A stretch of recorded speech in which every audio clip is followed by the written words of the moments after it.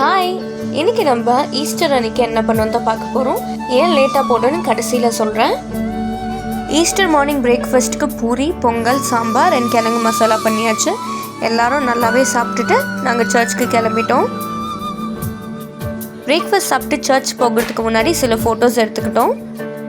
Easter service முடிஞ்ச பின்னாடி லஞ்சும் pastor arrange பண்ணியிருந்தாரு.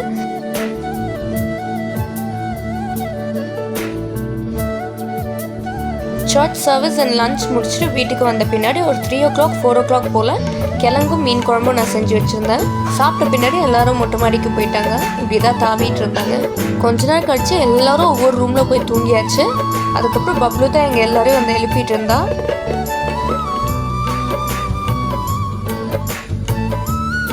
தூங்கி எழுந்திரிச்சு 7:30 போல் லுலு மார்க்கெட் போயிட்டு தேவையான பொருள் எல்லாம் வாங்கிட்டு அண்ணா பீஸாவும் சிக்கன் டிக்காவும் வாங்கி தந்துருந்தாரு. என்னோட ஓடிஜி ரிப்பேர் ஆனதுனால பேன்லேயே வச்சு செஞ்சுட்டேன்.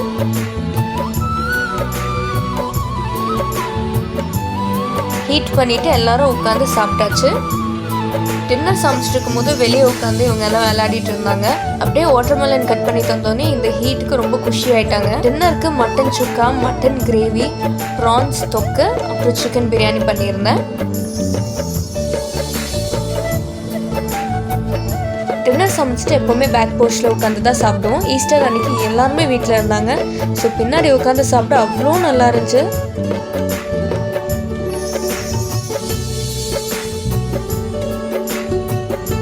ஒரு கம்ப்ளீட் ஈஸ்டர் டின்னர். டேஸ்ட்டும் ரொம்ப சூப்பராக இருந்துச்சுன்னு எல்லாருமே சொல்லிட்டு இருந்தாங்க.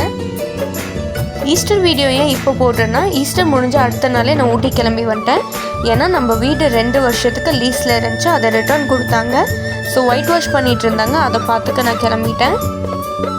இந்த ஈஸ்டர் வீடியோ உங்களுக்கு பிடிச்சிருந்துச்சுன்னா லைக் பண்ணுங்கள், ஷேர் பண்ணுங்கள், சப்ஸ்கிரைப் பண்ணுங்கள். ஓகே, பாய். நெக்ஸ்ட் வீடியோவில் பார்க்கலாம்.